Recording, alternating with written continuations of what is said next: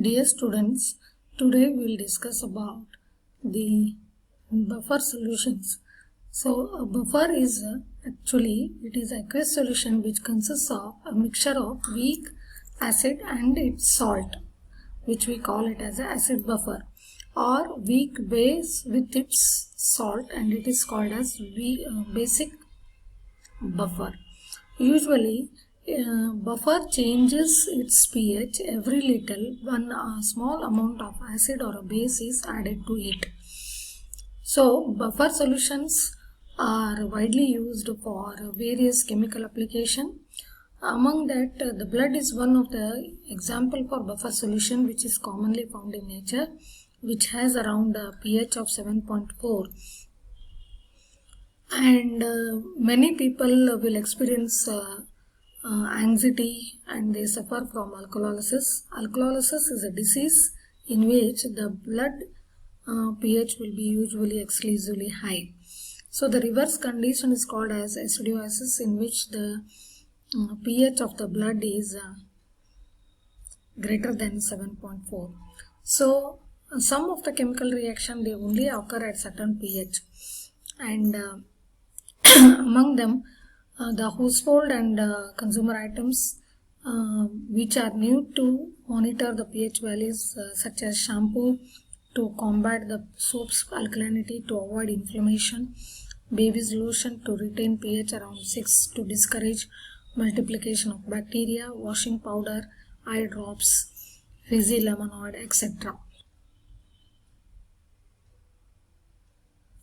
So solutions with a stable concentration of hydrogen ions and thus typically with no change in pH, which is almost independent of dilution, and we can observe very little change with the small addition of either strong alkali or strong acids, are called as buffers.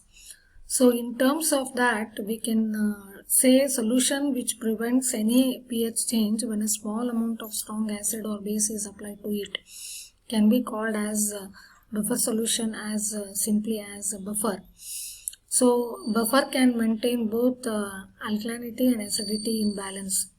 So compounds such as ammonium acetate, which can resist any change in the concentration of hydronium ions or pH when a small quantity of strong acid or base is applied to it. So buffers usually consist of mixture of weak acid and salt with a strong base like acetic acid, sodium acetate, and weak base with a strong acid like ammonium hydroxide and ammonium chloride and a salt. So in the mechanism, if we take any buffer solution made by dissolving sodium acetate in acetic acid, it is called, the name of the buffer is acetic acid, okay, where acid is acetic acid, while sodium acetate dissociates in solution to yield conjugate base, which we call it as acetate ions. The reaction can be given below. Acetic acid in presence of NaOH, it forms CH3CO- plus H2O. If this solution is combined with a strong acid, so the acetate can neutralize, say for example CH3CO- plus H plus, giving acetic acid.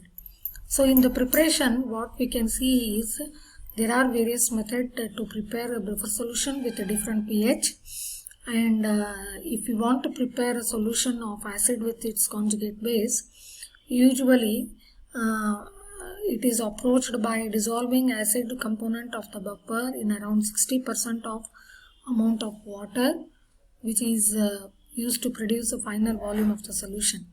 Instead, a pH detector to test the pH of the solution. Using strong bases like sodium hydroxide, the pH can be changed to desired value. If the base and a conjugate acid are used to make a buffer, the pH is usually modified by using a strong acid like hydrochloric acid, and then it is diluted to the final desired volume once the pH is right.